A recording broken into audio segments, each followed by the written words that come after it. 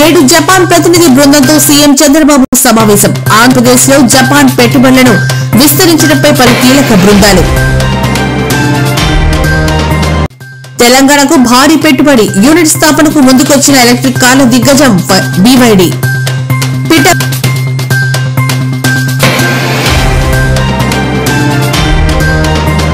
ప్రాంతంలో road over bridge నిర్మాణానికి నిధులు, అనుమతులు మంజూరు అయ్యాయంటూ స్పష్టం చేసిన జనసేన అధినేత పవన్ కళ్యాణ్.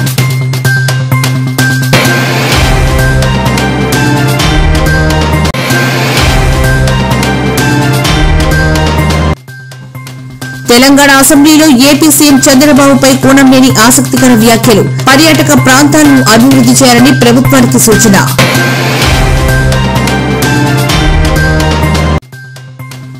వైసీపీ నేత మాజీ మంత్రి కొడాలి నానికి అస్వస్థత. హుటాహుటిన గచ్చిబౌలిలోని ఏఐజీ ఆసుపత్రికి తరలించిన కుటుంబ సభ్యులు.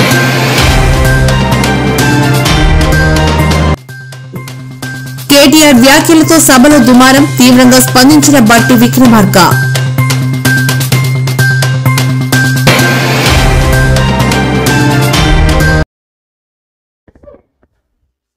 ఈ రోజు అమరావతిలో జపాన్ రాయబారి కేయిచి ఓనో నేతృత్వంలోని ప్రతినిధి బృందంతో సమావేశమయ్యారు. ఆర్థిక సంబంధాలను బలోపేతం చేయడం, ఆంధ్రప్రదేశ్లో జపాన్ పెట్టుబడులను విస్తరించడంపై చర్చలు జరిగాయి. వృద్ధికి కొత్త అవకాశాలను అందించడానికి నౌకా నిర్మాణం, ఎలక్ట్రానిక్స్, రసాయనాలు, ఆటోమొబైల్స్, విద్య వంటి వివిధ రంగాలలో సహకారాన్ని అన్వేషించడంపై మా చర్చలు కొనసాగాయని సీఎం చంద్రబాబు ట్వీట్ చేశారు.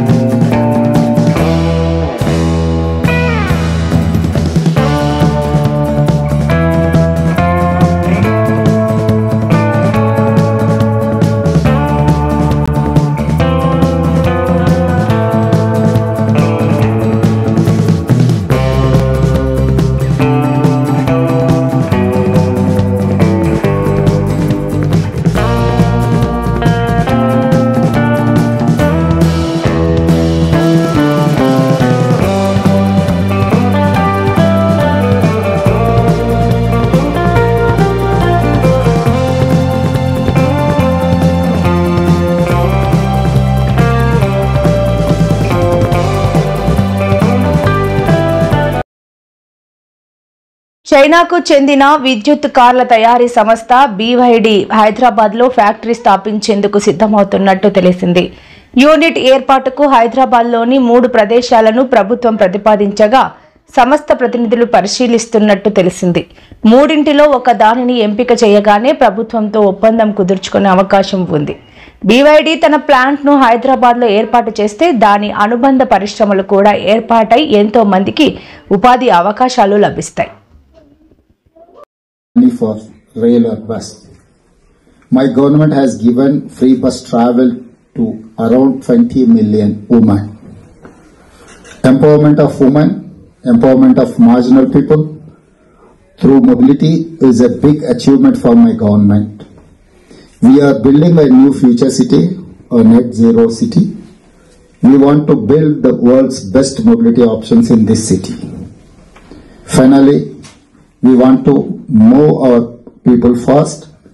We want to move people at very low cost. We want to move people in a sustainable way. I want investments to help build urban mobility infrastructure to move more than 40 million people across Telangana. My 3 words: fastest, greenest, lowest cost. Thank you one and all. Thank you.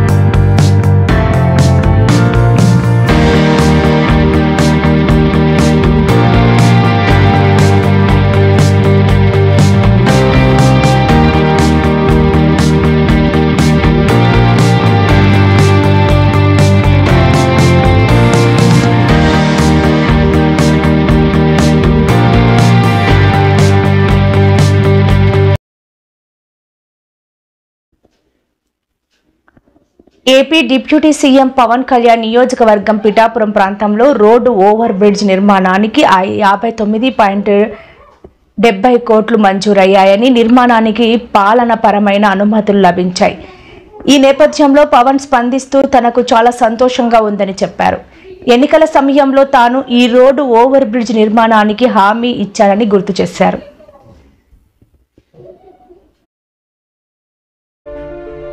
Tangella Uday Srinivas ఇతన్ని భారీ మెజారిటీతో గెలిపించిన మొట్టమొదటగా ప్రధానమంత్రి గారిని అడిగి నేను sanction చేయించేది ఈ రైల్వే లైన్ కి ఫుట్ బ్రిడ్జ్ కానీ దాని మీద ఓవర్ బ్రిడ్జ్ చేయించే బాధ్యత, ఆగకుండా చేయించే బాధ్యత మేము తీసుకుంటాం.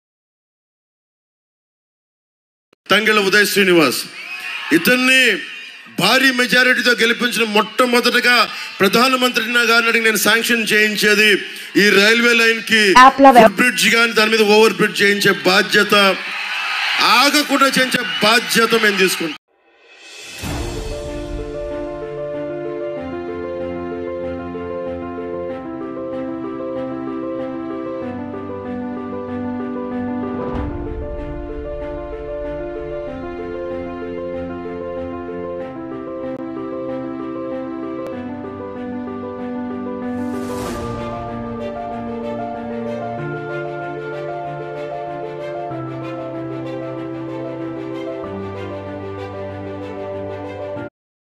వ్యవహారంపై టీజీఎస్ఆర్టీసీ ఎండీ వీసీ సజ్జనార్ స్పందించారు.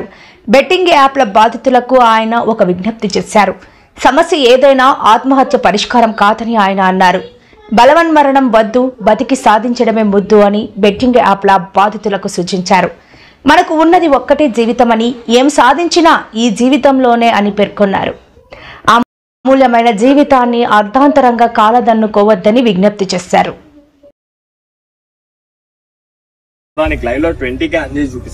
ఏ ఊకో బ్రో, మీ ఫాలోవర్స్ ఏ నమ్మతలేరు, నేను ఎందుకు నమ్ముతా?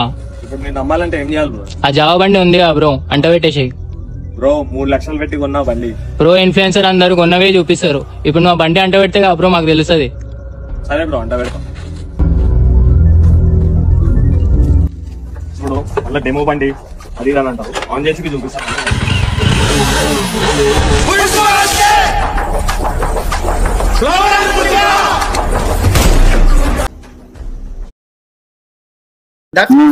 సార్ ఏంటి సార్ ఈ మధ్యన మీరు ట్విట్టర్ అనే గన్తో చాలా మందిని ఎన్కౌంటర్ చేస్తున్నారు, ఏంటి సార్ రీజన్ ఏంటి సార్? ఏమంటే చాలా మంది వాళ్ళకున్న ఒక ఫాలోయింగ్ ని వాళ్ళు యూజ్ చేసుకుని ఆల్రెడీ మీకు తెలుసు.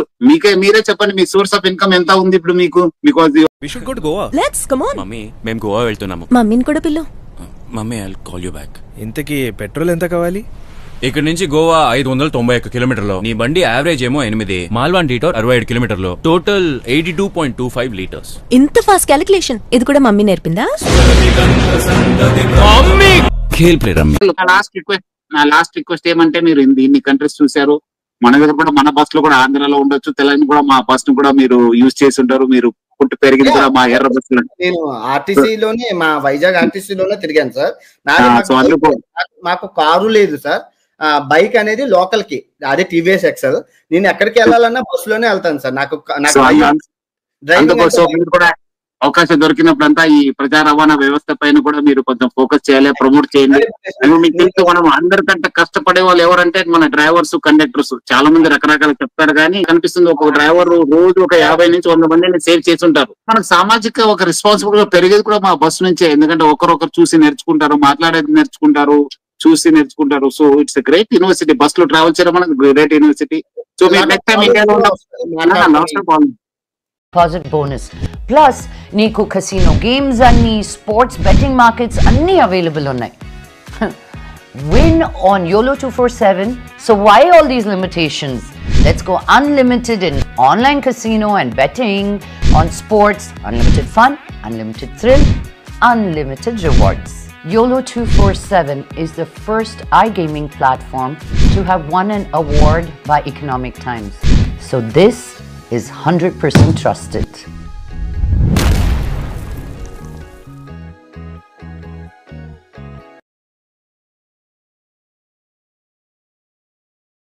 తిప్పి కొడితే 17 ఏళ్ళు ఉండవు ఈ కుర్రాడికి. సో ఈ కుర్రాడైతే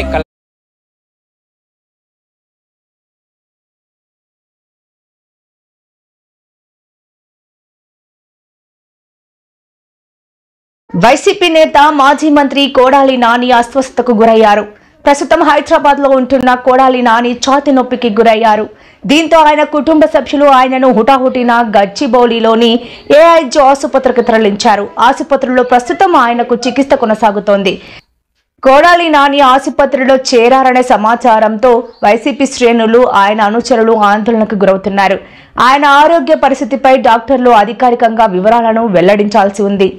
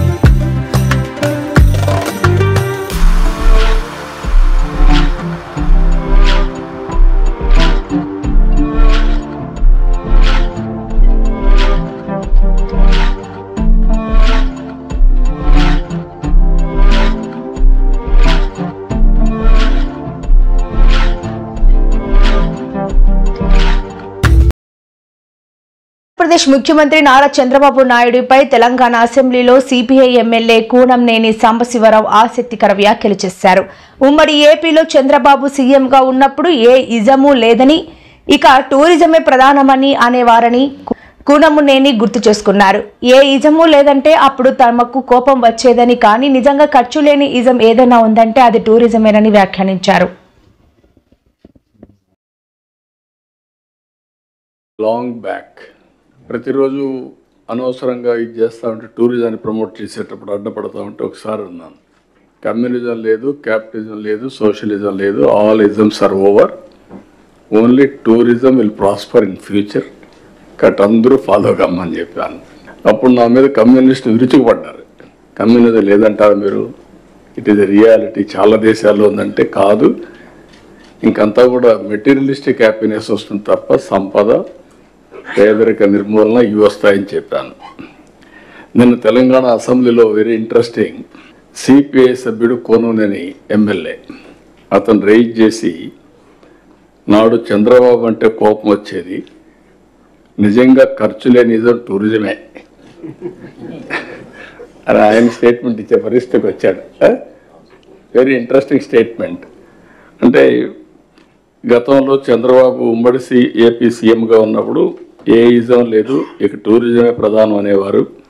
ఏ ఇజం లేదంటే అప్పుడు మాకు కోపం వచ్చేది, కానీ నిజంగా ఖర్చు లేని నిజం ఏదైనా ఉందంటే అది టూరిజమే అని సిపిఐ ఎమ్మెల్యే కూనంనేని సాంబశివరావు అన్నారు. బడ్జెట్ పద్ధతులపై మంగళవారం తెలంగాణ శాసనసభలో జరిగిన చర్చలో ఆయన మాట్లాడారు. వాట్ ఐఎమ్ సేయింగ్, నేను చెప్పింది 30 ఏళ్ళు పట్టింది అర్థం చేసుకోవడానికి. మేము కూడా 30 ఏళ్ళు పడితే చాలా సమస్య వస్తుంది కాబట్టి ఇప్పుడు అర్థం చేసుకోండి మీరు అంతే. ఈరోజు చెప్పేదంతా కూడా ప్రాక్టికల్గా ఒక ఐడియా వచ్చిన తర్వాత దాన్ని అమలు చేయడం రియల్ టైంలో చేస్తే ఫలితాలు ఉంటాయి. It is possible. అది ఎంఫసైజ్ చేయడానికి చెప్తున్నా. I have seen everything. Now we're having 5 zones. Visakhapatnam 6 జిల్లాలు ఉన్నాయి విశాఖపట్నం జోన్లో. అదే సమయంలో సాఫ్ట్వేర్ బాగుంటుందని మనం అనుకుంటాం. సాఫ్ట్వేర్లో పనిచేసే పిల్లలు అదృష్టవంతులని మనం అనుకుంటాం. వాళ్ళు చూస్తున్నంత నరకం నాకు తెలుసు కాబట్టి చెప్తున్నాను. 14 గంటలు 16 గంటలు వాళ్ళు పనిచేస్తున్నారు అధ్యక్ష. వాళ్ళపైన నియంత్రణ లేకపోతే సాఫ్ట్వేర్ అంటే కేవలం డబ్బులు ప్రభుత్వానికో లేకపోతే ఆ కంపెనీ యజమానులకో డబ్బులు రావటం, ఆ పిల్లలకు కూడా కొద్ది రోజులు వస్తాయి జీతబత్యాలు, తర్వాత ఇక వాళ్ళ నడువులు ఇరిగిపోతాయి, చేయలేరు, బయటకు వచ్చి ఏరే పని చేయలేరు.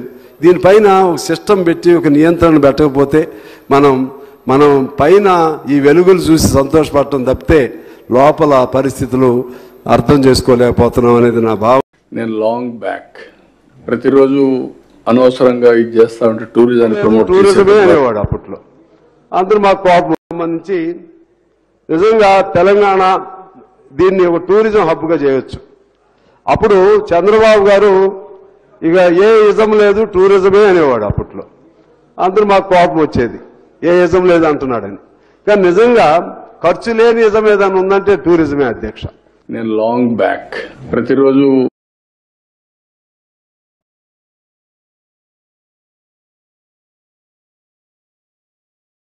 ఇటీవల పార్లమెంటు ప్రాంగణంలో అరకు కాఫీ స్టాల్ ఏర్పాటు చేయడం తెలిసిందే. కూటమి ఎంపీల విజ్ఞప్తితో అరకు ఆర్గానిక్ కాఫీ స్టాల్ ఏర్పాటుకు లోక్సభ స్పీకర్ అనుమతి ఇచ్చారు. కొన్ని రోజుల కిందటే ఈ కాఫీ స్టాల్ ప్రారంభమైంది. అరకు కాఫీ స్టాల్ ప్రారంభోత్సవానికి తనను పిలవలేవని ఆమె ఆరోపించారు. అరకు నియోజకవర్గ ఎంపీనైనా తనను పిలవకపోవడం ఏంటని ప్రశ్నించారు. ఇది ఖచ్చితంగా తనను అవమానించడమేనని తనూజారాణి ఆగ్రహం వ్యక్తం చేశారు. అరకు పార్లమెంటేరియన్ అయితే నిన్న జరిగిన inauguration Araku coffee stall inauguration మన పార్లమెంట్ లో జరిగిందన్న విషయం మనందరికీ తెలిసిందే. అయితే ఈ ఇనాగ్రేషన్ ఫంక్షన్ కి స్థానిక అరకు ఎంపీని పిలవకపోవడం బాధాకరం. అయితే ఈ అరకు స్టాల్ ని ఇనాగ్రేట్ చేయడం నిజంగా గర్వించదగ్గ విషయం. మనందరికీ proud moment. Especially people from tribal కాన్స్టిట్యున్సీకి చెందిన పీపుల్ అందరికీ ఇది ఒక proud moment.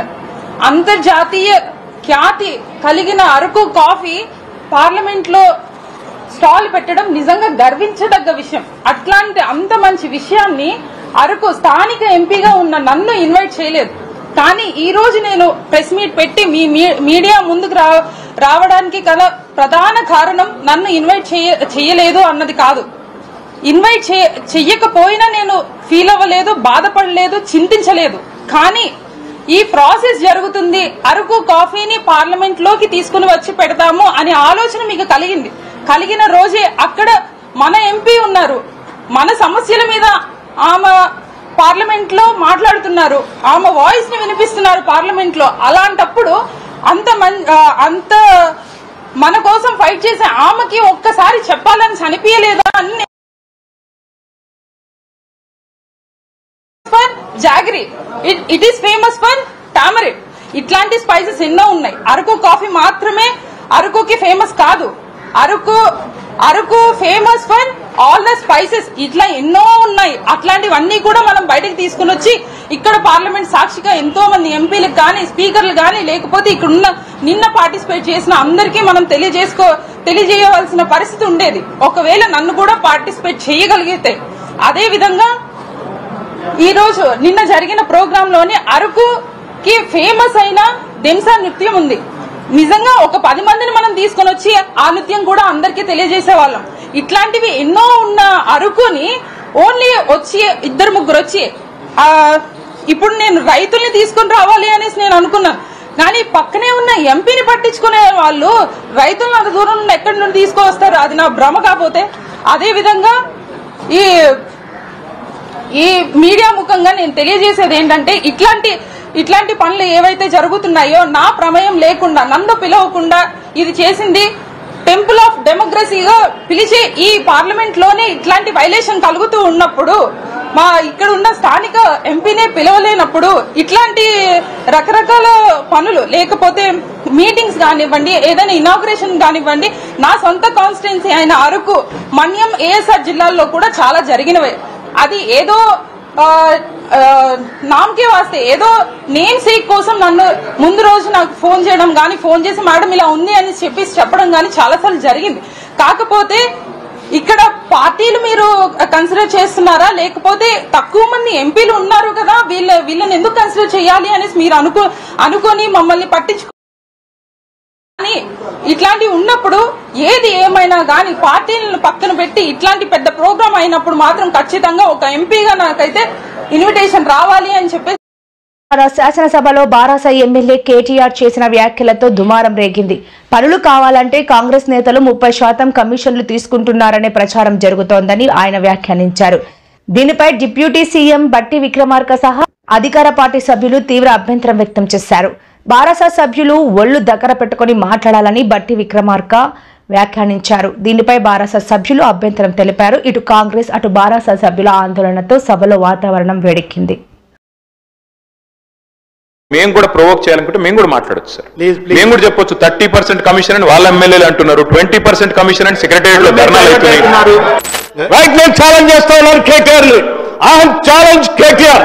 Now you have to prove that what the statement what you made, otherwise you have to say opposite to this house. మేము ఒక బాధ్యతతో రాజకీయాల్లోకి వచ్చాం. అడ్డగోలుగా మీలాగా రాష్ట్రం మీద పడి తెగించి దోపిడీ చేసుకోవడానికి రాలేదు. మేము ఒక బాధ్యతతో ప్రజలకు సేవ చేయాలని, మేలు చేయాలని ఒక నమ్మకంతో మాలాగా రాష్ట్రంలో అణగారిన వర్గాలు, బాధితులు, తాడితులు, ఇబ్బందులు ఉన్నటువంటి మధ్యతరగతి కుటుంబాలు బాధపడకూడదు, వాళ్ళ కోసం ఇలా చేయాలనేటువంటి ఉన్నతమైనటువంటి ఆలోచనతో రాజకీయాలకు వచ్చినటువంటి వాళ్ళు ఎంత ఉన్నారు. మీలాగా అడ్డగోలు పనులు చేసి ఈ రాష్ట్రాన్ని దోపిడీ చేసి సర్వనాశనం చేసి 8 లక్షల కోట్ల రూపాయలు ఈ దీని మీద పారవేసిపోయే విధంగా మేము రాలేదు. దేశం మాట్లాడే ముందు ఒక బాధ్యత ఉన్నారు, నిబద్ధత ఉండాలి. బెట్టింగ్ వలలో పడ్డారంటే ఇక బయటపడటం దాదాపు అసాధ్యమే అని చెప్పవచ్చు. ఇప్పటికే తెలుగు రాష్ట్రాల్లో బెట్టింగ్ భూతం కలకలం రేపుతోంది. ఈ యాప్లను ప్రమోట్ చేసిన పలువురు సెలబ్రిటీలు కేసులు ఎదుర్కొంటున్నారు. తాజా పరిణామాల నేపథ్యంలో ఏపీ ముఖ్యమంత్రి చంద్రబాబు కీలక నిర్ణయం తీసుకున్నారు.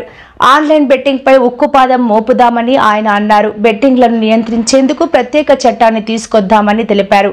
మనం తీసుకునే నిర్ణయాలు ఆన్లైన్ గ్యాంబ్లింగ్ ను పూర్తిగా అరికట్టేలా ఉండాలని చెప్పారు.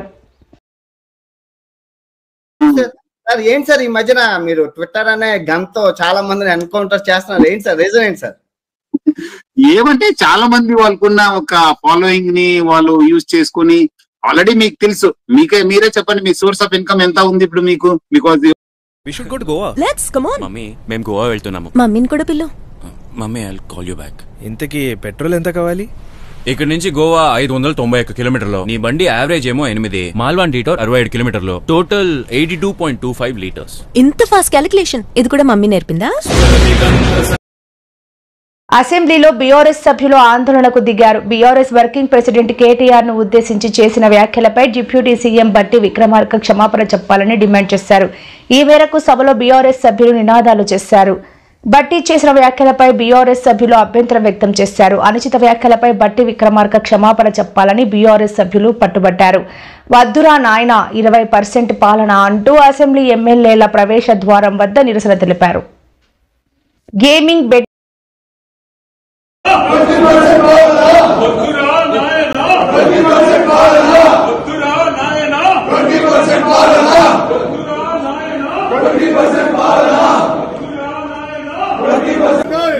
percentage of palana percentage of palana 20% palana 20% palana వద్దురా నాయనా percentage of palana ఇదే మీ ప్రభుత్వం 30% ఇదే మీ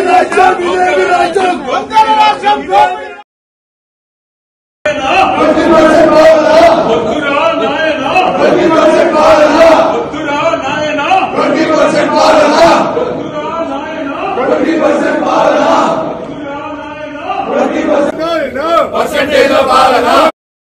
బెట్టింగ్ యాప్లపై తెలంగాణ ప్రభుత్వం కీలక నిర్ణయం తీసుకుంది. ఆన్లైన్ బెట్టింగ్, గేమింగ్ యాప్లపై మాజీ మంత్రి హరీష్ రావు లేవనెత్తిన అంశాలపై ముఖ్యమంత్రి రేవంత్ రెడ్డి స్పందించారు.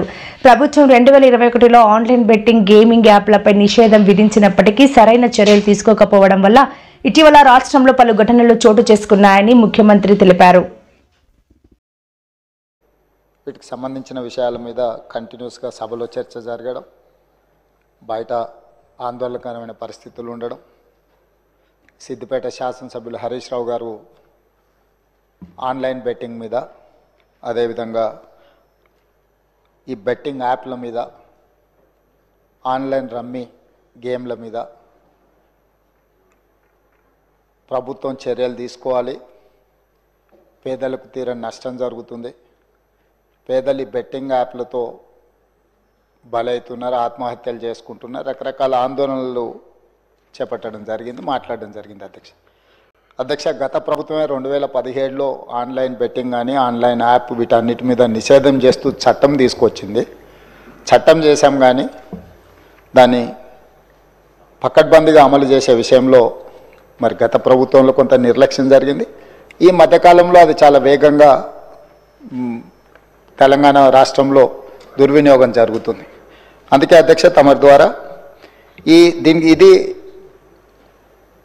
పక్క రాష్ట్రాలు, దేశము, ఇతర దేశాలు ఈ నేరం ఒక రకంగా అంతర్జాతీయ స్థాయిలో, రాష్ట్ర స్థాయి నుంచి మొదలు పెడితే అంతర్జాతీయ స్థాయి వరకు వివిధ రకాల సంస్థలు, వ్యక్తులు, రకరకాల దేశాలకు సంబంధించిన నేరగాళ్ళు అందరూ కూడా ఇందులో పాల్గొంటున్నారు. ఇది ఏదో టెంపరీగా ఒక పోలీస్ స్టేషన్లోనో లేకపోతే ఒక పరిధిలో మనం విచారణ చేస్తే దీనికి ఈ సమస్యకు సమూలమైన పరిష్కారం కనుగొనే పరిస్థితి లేదు. కాబట్టి ఈ ఆన్లైన్ బెట్టింగ్ కానీ, ఆన్లైన్ ఈ యాప్లు కానీ, లేకపోతే ఆన్లైన్ రమ్మీ లాంటి గేములు, డిజిటల్లీ ఈ గేమింగ్ ఏదైతే జరుగుతుందో, ప్రధానంగా బెట్టింగ్ ఏదైతే జరుగుతుందో దీని పట్ల రాష్ట్ర ప్రభుత్వము అప్రమత్తంగా ఉండాలి, కఠినంగా వ్యవహరించాలని నిర్ణయం తీసుకున్నది. అధ్యక్ష నేను ఎవరి మీద ఆరోపణలు లేకపోతే ఎవరు ఏ పరిస్థితిలో వీటిని ప్రత్యక్షంగా పరోక్షంగా అనుమతించారు, ప్రోత్సహించారు, ఎక్కువ వివరాల దగ్గర నేను వెళ్ళదలుచుకోలేదు. రాష్ట్ర ప్రభుత్వం స్పష్టంగా బెట్టింగ్ యాప్లు కానీ, ఆన్లైన్ బెట్టింగ్ కానీ, ఆన్లైన్ రమ్మీ గేమ్ కేసులు నమోదు చేసి రాజమండ్రి శివారులో పాస్టర్ ప్రవీణ్ కుమార్ మృతిపై వస్తున్న ఆరోపణలపై ఏపీ సీఎం చంద్రబాబు స్పందించారు. పాస్టర్ మృతిపై అన్ని కోణాల్లో దర్యాప్తు జరపాలని ఆదేశించారు. ఈ ఘటనపై రాష్ట్రం హోంమంత్రి అనిత తూర్పుగోదావరి జిల్లా ఎస్పీ నరసింహ కిషోర్ కు ఫోన్ చేసి ఘటనపై ఆరా తీశారు. ఘటన జరిగిన ప్రాంతంలో సీసీ కెమెరాలు, ఫుటేజీలను పరిశీలించాలని ఆదేశించారు. దేవుడు సత్యం తెలుసు కదా మీకు. రెండోది, రెచ్చగొట్టే ప్రసంగాలకి మీరు ఎలా పర్మిషన్ ఇచ్చారు? సనాతన పేరుతో ఎందుకు రెచ్చగొట్టడం? ఆ తర్వాతే ఇది జరిగింది. అర్థం చేసుకోండి. మిమ్మల్ని ఇప్పుడు రిక్వెస్ట్ చేస్తా, 72 hours తర్వాత ఏం చేస్తానో మీరే చూస్తారు. ఇది పోస్ట్ మార్టంలో హత్యగా తేలితేనే లక్షల కోట్ల మంది దేవుని బిడ్డలు శాంతిగా పడుకుంటారు. ఎవరు చంపారు? ఎందుకు చంపారు? ఎలా చంపారు? ఎక్కడ చంపారు? అన్నీ ఇప్పటికే టోటల్ ఇన్ఫర్మేషన్ మీ దగ్గర ఉండాలి. ఒక ముఖ్యమంత్రిగా మీ హోమ్ మినిస్ట్రీ ఎవరో నాకు తెలియదు, ఆవిడ ఏం చేస్తుందో. మీరంతా బిజీగా ఉండి వాళ్ళ మీద కేసులు, వీళ్ళ మీద కేసులు, కక్ష సాధింపులు వద్దు. కూడా అక్కడ నుంచి తీసి చాలా ట్రాన్స్పరెంట్ గా చేస్తున్నాం. దీని మీద ఎటువంటి అపోహలు పెట్టుకోవద్దని మనస్ఫూర్తిగా నేను తెలియజేస్తున్నానండి. దీని మీద ఎటువంటి రాజకీయాలు కూడా దీని మీద పని చేయకూడదని నేను కోరుకుంటున్నాను. ఎందుకంటే ఇది ఒక పాస్టర్ గారి తాలూకా మృతికి సంబంధించిన ఇష్యూ. దీన్ని మేము చాలా క్లియర్ గా, క్లారిటీగా, క్లియర్ గా దీన్ని ఎంక్వైరీ చేయడానికి కూడా మేము సిద్ధపడ్డాం. ఒక కమిటీని కూడా మేము ఫామ్ చేయడం జరిగింది. ఇమీడియట్ గా అది ఏ రకంగా చనిపోయారు అన్నది కూడా, ఈ నిజానిజాలు కూడా అతి త్వరలోనే మీ అందరి ముందుకు